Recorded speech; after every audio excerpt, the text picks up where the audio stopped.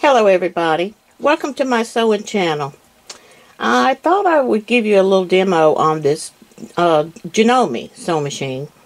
I absolutely love this sewing machine. This is the Memory Craft 6700P. I've only had this machine about 3 months, but I have really come to love it. There's only a couple things about it that I'm a bit disappointed in, and I'll go over those when I'm going through the machine with you. But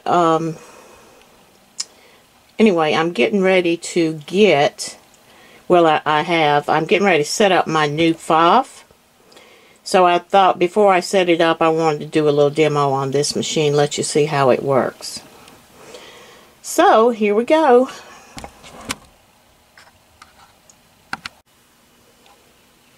Okay, I've always told y'all to stick your thread down in through the hole and then wind it a couple times like this to get it started.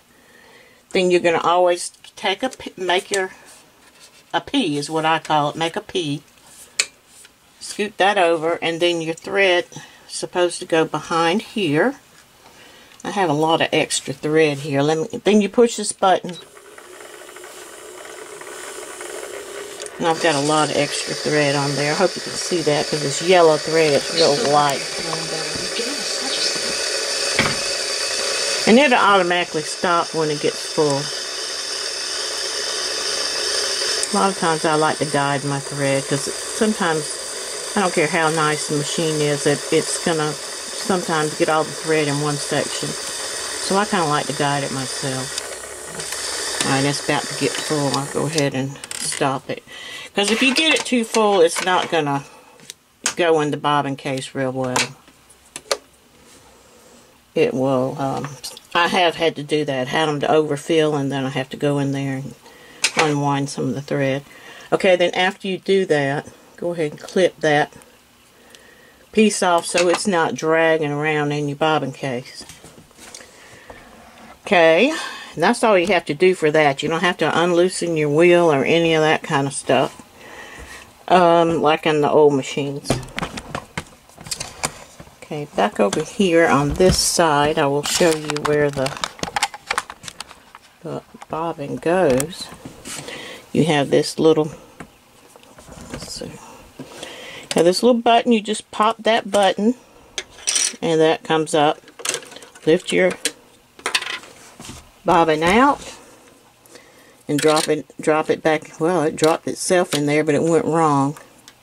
Again, you need to make a P, and you go like, I don't know if I can do this with one hand. I don't think I can.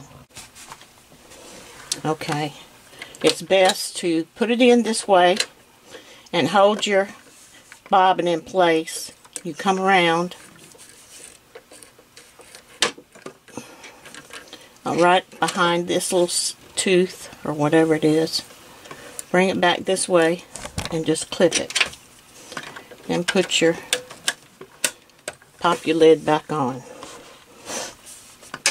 Now let me show you something else you need to do with this machine. Underneath here, I can't show you right, is a button you just push, and then you lift this up. And then you're going to need to clean this out on a regular basis, especially if you sew like I do, which is every day. Very seldom do I miss a day sewing, unless I'm not home. I'm going to dust this out, and you're going to just wipe all through in here. And I just did this like a day or two ago, so it's not real dirty. And then just kind of wipe in through here. Get all the dust out, lint, because if you're doing a lot of sewing, like I said, you're going to have a lot in there. So you'll kind of learn when you're sewing how often you need to do that. Okay, then you just stick this case right back in there, and there's little red dots right there that you line it up so you know you have it right.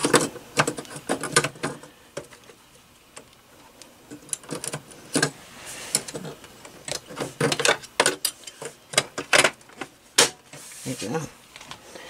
And there's a couple other, what do you call these cases, that came with this machine. I don't know that they're really all that necessary. It just depends on what stitches you're doing, and the machine will tell you if you need to change that. Okay. So, now this machine has a walking foot with it, and I have this, which is called the high-speed foot. It's a walking foot that you attach to it. And this is the only complaint that I've had with this machine. And that's why I bought the fob, because I'm going to see if I like it better as far as the walking foot, because you get used to using a walking foot, and you're going to always want to use a walking foot. In fact, this machine, a lot of times it won't even go over something without the walking foot on, such as if I've used my serger or serger seam, sometimes it doesn't even want to go over that without the walking foot on. So I keep the walking foot on it. I have that one, and then I have another walking foot. But there is a little trick. I bought this one extra because I didn't like sewing with the big foot. I'll show you that one.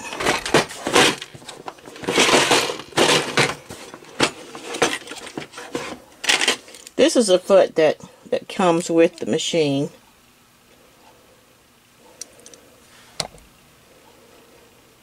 And as you can see, it has a big foot. And I'm just not used to sewing with the big foot, this area here. And see how it walks. I didn't like this wide area, so that's why I put the other one on there. But the trick is, when you put this thing up in here, put it on, you got to make sure you got it snapped up in there right, or it's going to pop out. And even with this one, it pops out, and I have to put it back in there quite often. So that's really the only complaint that I have had with this machine.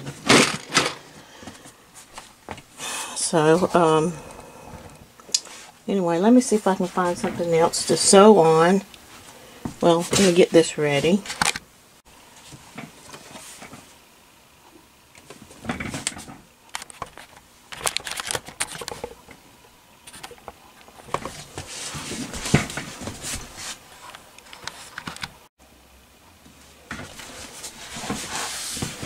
Okay, here we go again. I threaded the machine thinking I had it on, and the recorder was off. So anyway, I think you probably already know how to thread machine. You probably wouldn't be interested in the memory craft.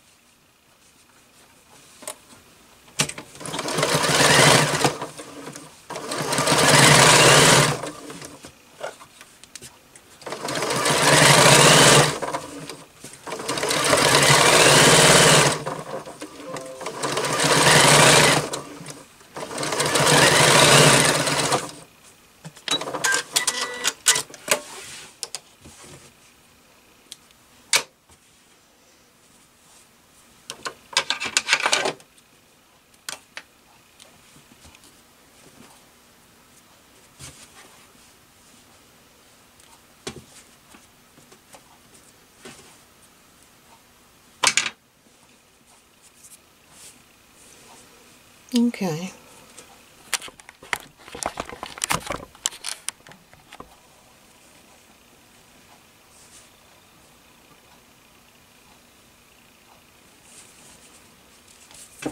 Oops.